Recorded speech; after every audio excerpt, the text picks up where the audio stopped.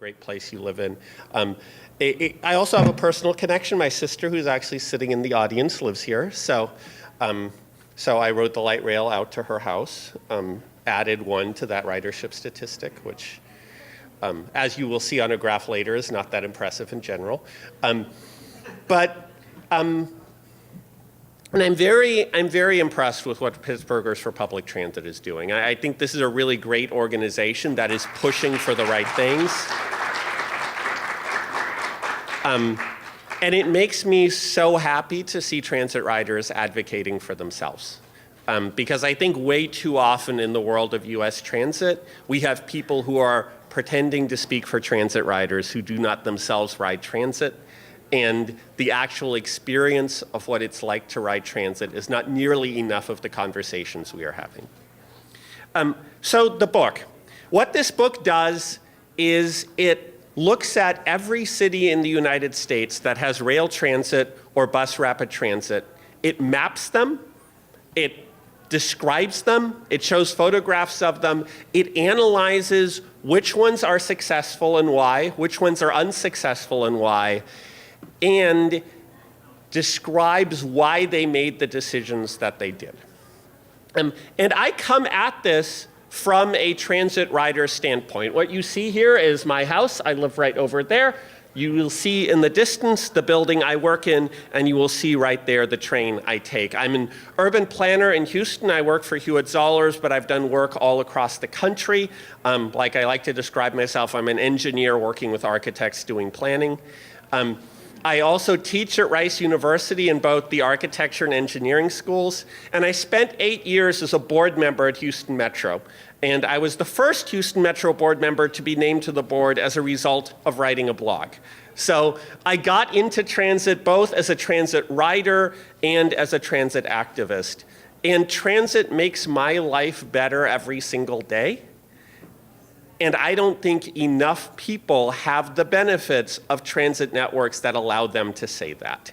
And that to me is ultimately what the goal of transit is. It's noteworthy, we have actually built a lot of transit in the United States. This is a graph of rail transit construction in the United States over the last couple of decades. We have been putting a lot of networks on the ground, and we have been spending a lot of money. This is a map of all of the cities in the United States that have rail or BRT today. It is now typical, rather than rare, that a major city has some form of rail transit or some form of bus rapid transit. So I'll start by talking a little bit about what transit actually does. And a lot of the discussion around transit really comes down to what are our goals for transit. And there's a lot of competing goals. Why does the public, why do elected officials actually back transit? And some of those goals have nothing to do with the function of transit itself. For example, you will often hear transit held up as a job creator. If we build this light rail line, it will create this many construction jobs.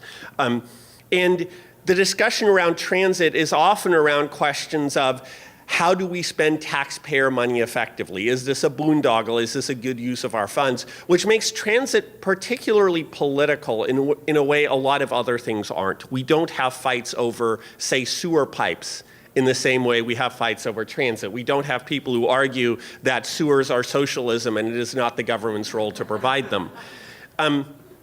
And these kind of goals, the fact that transit is inherently political, are also a big part of the picture of transit in the United States. One of the things we see is that the governance of transit has a huge impact on the transit networks we build. This is Atlanta.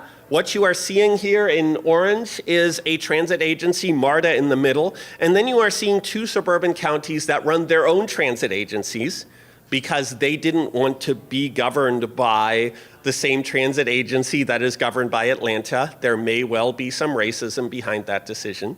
And then you are also seeing an overlay of a regional bus network on top of that. So you have a region with multiple transit operators, and the shape of that transit is shaped by that. You can see how the black rail lines come to an end right at a county boundary. So politics shapes transit in very real ways. Here's a good example. This is Norfolk, Virginia.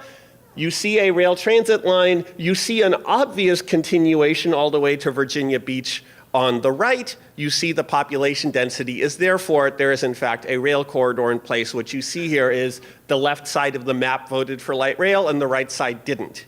And now you have a light rail line that's half as long as it really ought to be. And also how we do governance, we tend to split things. And Laura mentioned this already, but we tend to think of housing and transit as fundamentally different decisions. But in reality, every transportation decision we make is a land use decision. And every land use decision we make is a transportation decision. We think that thing there is transit policy and those things over there are housing policy. But if you actually live in this neighborhood, you can't separate the two, since whether you can afford to live there or not determines whether you can use that transit. And of course, we do the really strange thing of separating capital projects from operating costs. Here's the North Shore Light Rail extension in Pittsburgh, which I actually use as an example of in my book, where you had a city building hundreds of millions of dollars worth of light rail infrastructure at the same time it was cutting local bus service, because the two come from two different funding pots that are politically designed to not be interchangeable. It's hard to step back and say that actually makes sense.